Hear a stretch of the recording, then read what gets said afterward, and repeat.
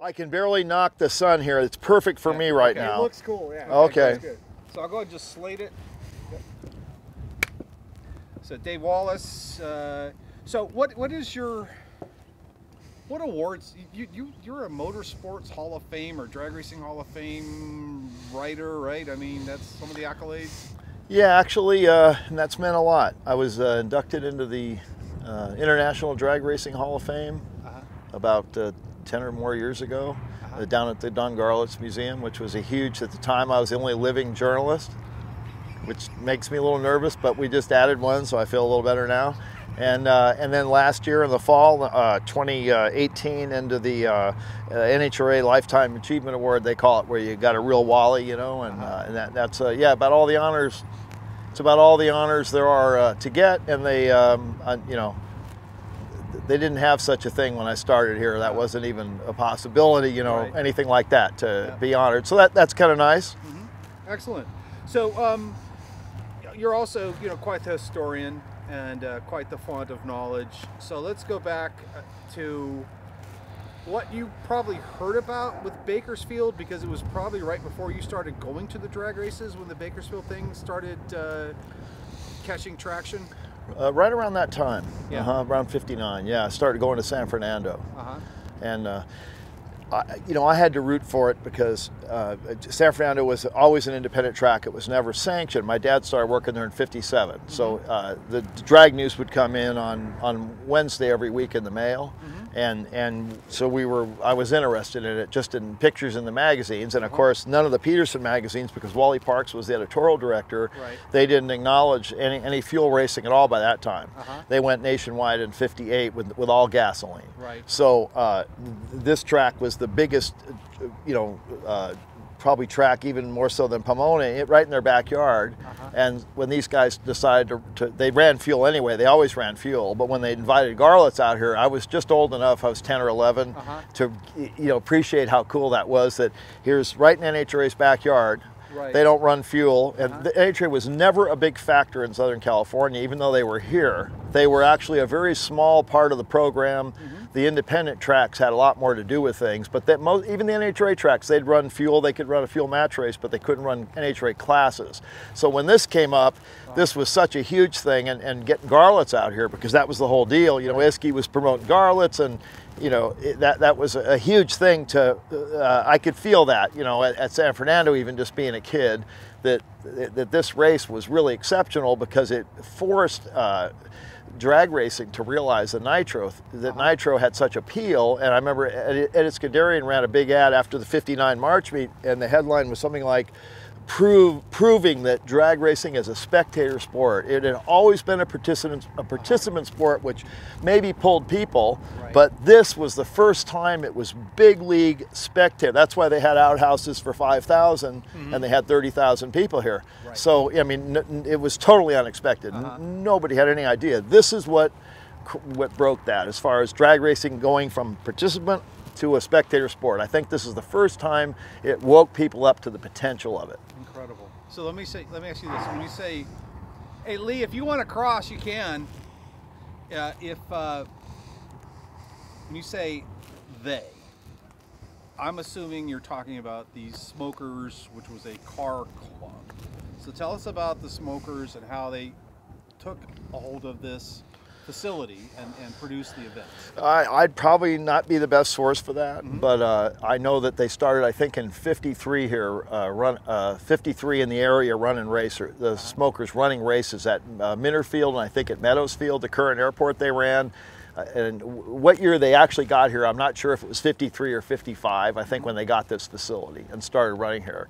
But it was one of the many tracks that ran weekly, probably, and probably ran an open fuel show, even year-round. We just took that for granted. But until the March meet, the first March meet was the first time that it was presented as, you know, I mean, we didn't have national events, didn't even think about that really at the time, you know. What was this facility? It was an Army Air Corps base, and I know that all these bases were selected. All I know is they were each selected for a certain atmospheric and weather conditions to train the pilots. And I know that some of them were out here in the west. Some of them were for wind shear. Some of them were for Thule fog, to train pilots under different conditions. And I couldn't tell you what this one was exactly, but it still belonged. When the military left after World War II, they turned these bases over to the local municipalities usually. So this facility is still owned by the Kern County Airport, Association, or whatever they call it, the district. And the Famoso Airport is right behind us. It's a parking lot over here, and that's still the case. So when they left, they turned it over to the city, the county, city, whatever, and then. Over the years, NHRA acquired the master lease from the airport board, and then the Bowser family actually subleases from NHRA. NHRA has always wanted this place as a backstop for Pomona. If the noise thing ever got them, or whatever happened at Pomona, that they would at least have a place to run. That's been the case from the beginning, the philosophy that this would be the backstop if that ever happened. Were you here in '66 when the Surfers? No. But you would come to those March meets. Yeah. Some of them. I came in. My first one was in '63. First day I ever cut school. I came for qualifying on Friday, and it blew my mind. I've been going to the races, been to Lyons, been to Fontana, with my dad or whatever. But to come here as a freshman in high school and see it at this scale, I hadn't been to Pomona, for the Winter Nationals. It just totally blew me away. It just blew me away. So, you got to see the Surfers run a lot, San Fernando. So, tell me about their appeal or at Fernando.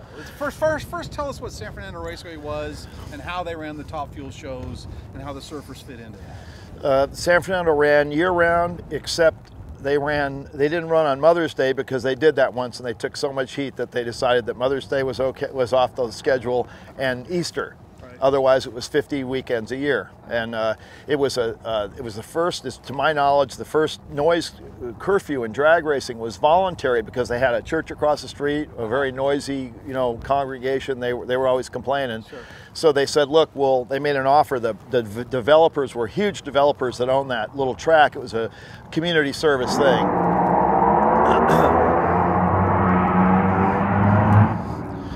It was Fritz Burns Company, and they developed Marina del Rey and a whole lot of the San Fernando Valley, lots and lots of money. And they had the San Fernando Airport, and they put it was the first purpose-built drag strip to my knowledge, period, in '55, a little ahead of Lyons. And they just took half of their 80 acres, I think it was, and they made, for the community good, because of all the street racing going on, all the crashes and stuff. They opened this place up in '55 just as a community service, really, not to make any money. And then as the sport accelerated, so did the track, and the demand was huge in the San Fernando Valley. And basically every Sunday they ran an 8-car open top fuel show, qualifying eliminations, 8-car top gas show, the qualifying eliminations, 8-car little eliminator show, which was like comp eliminator, qualifying eliminations, and all the open header classes, gas, modified production, the super stockers, in 3 hours.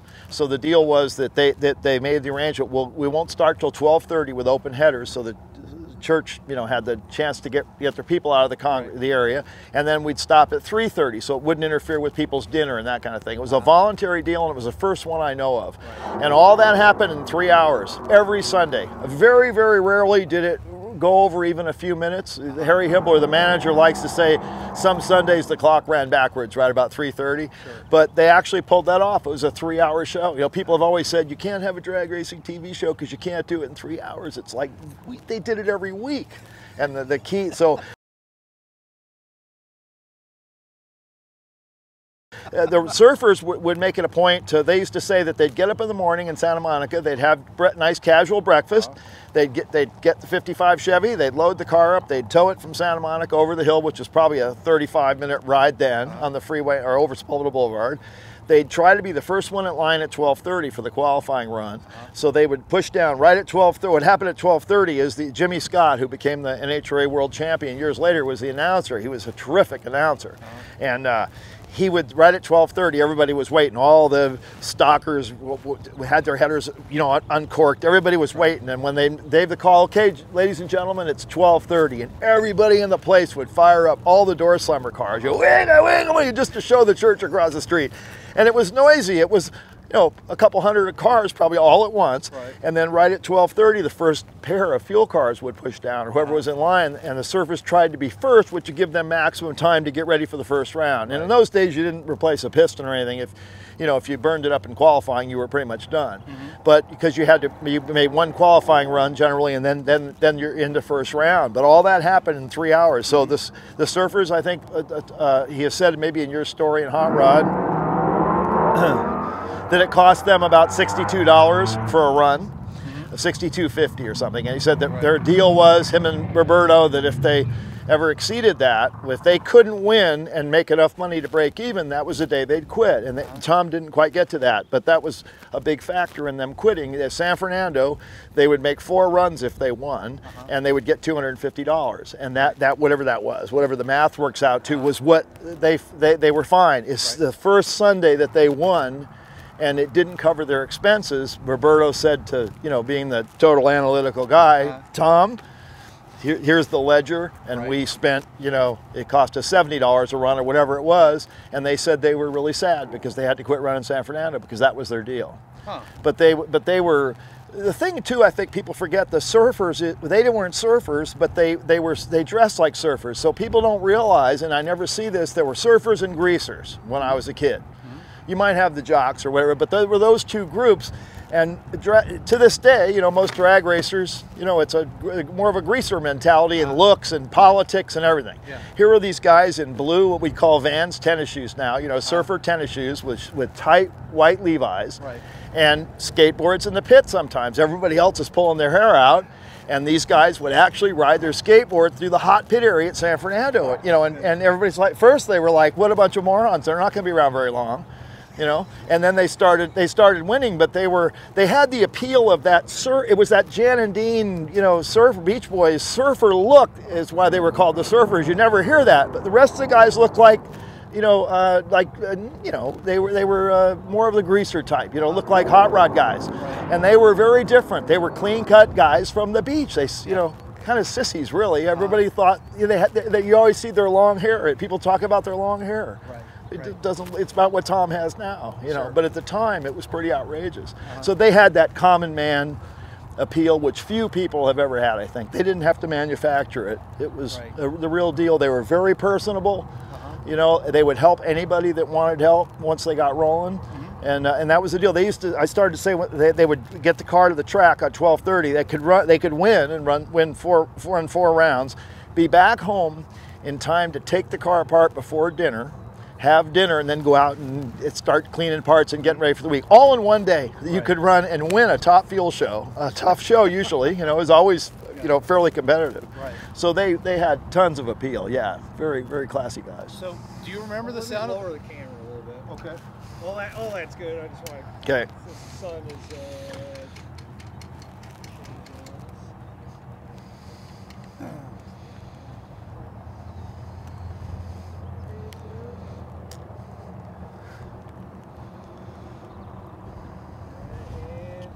Good. So do you remember the sound of the Surfers Dragster? No doubt about it. There were other cars that were loud. Anything Dave Zuschel built. He was known for the half-inch CT stroker, so he'd be 454 cubic inches, right in that range. Weed burner headers, so they were loud anyway. The sound was directed at your ears, basically. There were a couple like that, but they were definitely one of them, sure. Yeah, definitely one of them. Yeah, I heard it was louder and just had a different pitch. I never having heard the car, but so were you still in the States when the Surfers won the March meet? Yeah. And I would have been here except that I was working. I was always working. By '66. I hadn't started working at Lions yet, but I worked, Sunday at San Fernando and then Saturday some kind of a job. My dad was a postal clerk, and if the kids wanted any spending money, it was up to us to earn it. So I don't remember which 2 or 3 jobs I had, but that was what was going on then. So December 30th, 1967, you're still in the States? So how did you hear the news about Mike's passing? I couldn't tell you exactly. It was all too common. I'd say that even look at research in the old drag news from the slippy clutch era, there's probably one reported death average a week. You know, we have one now every 5 years and everybody goes crazy, and it is always a tragedy, but it was an all too common deal, you know, not just fuel dragsters either. Yeah. You know, a combination of everything. The sport was getting real popular and too fast for places like San Fernando.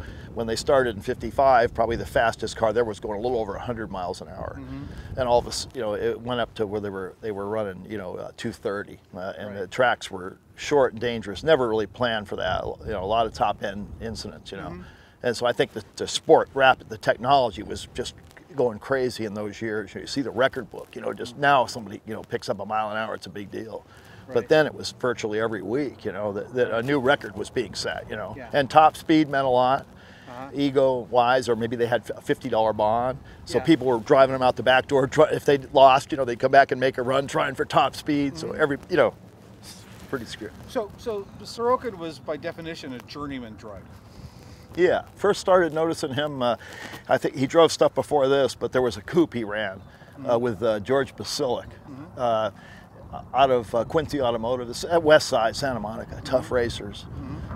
Angle and Hilborn and, you know, those guys were tough. The freight train, all these people, they all learned from each other, but it was like the Bakersfield boys. That was a tough bunch. Gene Adams, you know, all from that little tiny west side of LA. So he makes it to in essence, the pinnacle. I mean, you know, they win the race that has been described as the purest top fuel eliminator ever. Yeah, certainly in the running.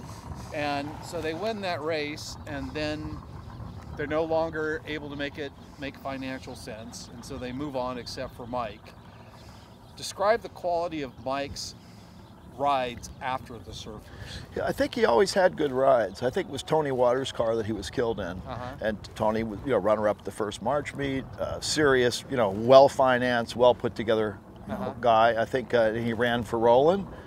You know, he was killer with those cars. It was quality stuff. I don't know if he ran any junk stuff. I don't remember that. But those rides were rides that were, you know, coveted rides.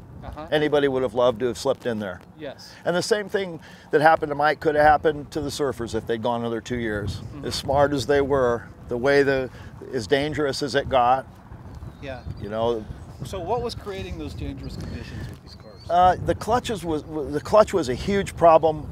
You know, there's the old story about, you know, Roland put the disc in backwards. There's a lot of people that take credit for that. But once the good drivers had always feathered the clutch, but it was not a secret.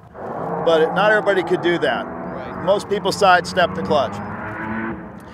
So that was part of the problem. Before even the slipper clutches developed for that, guys would feather the clutch and build so much heat. I'm not an engineer, but it got to be where they weren't just the clutches want to be in or out, is what they always said. Right. They're happy in or out. They don't want to be anywhere in the middle. And guys were doing that with their left foot, and they were building a lot of heat. And these were still, they weren't, you know, OEM level clutches, but they weren't that much better at that time. And the flywheels and the whole combination, the bell housings weren't as good. A ton of fires, you know, lots of stuff going on. They were still running iron blocks and iron heads, and you know, I think, and then you'd have to go 5 rounds, 6 rounds. I mean, when the Surfers won here, they had all Sunday to rest, kind of. You know, whoever won Saturday had Sunday to sit out. Meanwhile, poor James Warren's running 5 rounds just to get to the final on Sunday, after running 5 rounds on Saturday or whatever. So a lot of wear and tear on a stock, you know, stock block, or even if and people didn't change motors then. It was rare, maybe overnight, but certainly not in the course of the battle, you know. So those parts were pretty tired, you know, built for a passenger car, you know, making that kind of stress on them, I think. So when they're stressed to that degree, what was the effect? What was the result? I think, you know, you could have catastrophic clutch explosions, which would cut a car in half, which I think happened to him. legs, pieces. That was always a problem in drag racing. As a matter of fact, C.J. Hart was the first one to require a scatter shield. They didn't know what to do about it. They used to put the boards on either side. People ask, what are those vertical boards like on each side of the lane? You know, in the 50s, that was to contain some of the clutch pieces because it was such a common problem. And when the clutches came apart, you know, it was shrapnel through the whole car, a lot of legs and stuff like that. That was a huge problem. And you know, you had tire failures. You know, people ran recaps until 59, 60. You know, you guys are running right at 180 with recaps. I mean, there were so many ways you could get hurt. Rear end spinning, Jack Chrisman, Rich Guasco, the rear end spun inside the car and basically took out their bottom ends, you know. I mean, there were so many ways, plus there was no licensing. You know, you or I could go out there, you know, and actually take a ride, and a lot of people got killed on their first ride or got hurt, you know. I mean, you can't see, you know. I've heard some eyewitness accounts of Mike Sorokin's crash, the explosion, the crash. The person who gave it to me, unfortunately, is no longer with us. What was your understanding of the crash, how it happened, and how, you know, the whole process? I couldn't tell you. I wasn't there, and I was just going by probably what was in drag news, you know, or what I'd heard. I know one significant thing that came out of it was the Mike Sorokin Foundation. It was the first time I'd ever heard that. Jim McFarland took a 1-year leave of absence from Edelbrock just to work with Schieffer on trying to perfect the clutch, to trying to do something to stop the damage with the clutches. And there was a lot of redesign, a lot of work done because of his death. Wow. So you could say that he saved lives, no doubt about it. I don't think anybody would argue about that. I mean, McFarland was a really smart guy at the top of his game. He had been the hot rod, you know, tech editor, hot rod publisher, and one of the smartest guys around, and engineers. And they spent a year, he and Paul Schieffer, just trying to improve blowing stuff up. Right. I remember seeing pictures of little test stands they'd build, you know, and then you'd see the pieces afterwards, you know. So, I mean, it probably sped up the safety of all that. Bell housings and clutches, I think. Excellent. So there's some other questions I'd like to get into, but I kind of think, you know, you've given me some stuff I can use for the surfers part. I think we should sit down at Dave Steele's place and do something longer that gets into different topics. I won't be down there again until May probably, but May's fine. If you can wait, I can wait till May. Anytime, sure. Yeah, or you can come up if you really. Yeah, well, I mean, I think Dave Steele's location is just so. It is, absolutely. You know, so let's. Are you going to come down for the Nitro Revival thing, or? Yeah. Okay. Yeah, and I'll be there the night before for whatever they're doing at the track. And then we'll be down there all the next week. I'll be at Wilshire, so all that next week in LA would be easy.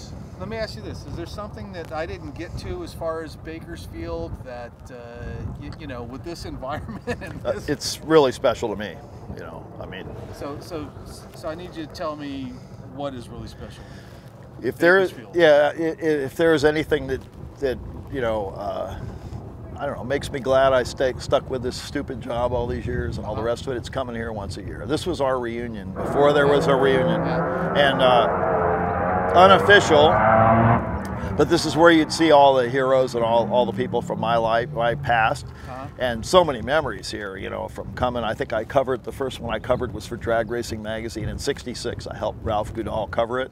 And more years than not, since then, I've come here with some official role, you know what I mean, to report on it. So it forces you to be really involved. Right. But as far as, you know, fun and my family memories, you know, my dad's ashes are going to wind up here. I mean, he was not even a gearhead, my dad, but he came, you know, he got onto this kind of late in his life, joining his sons.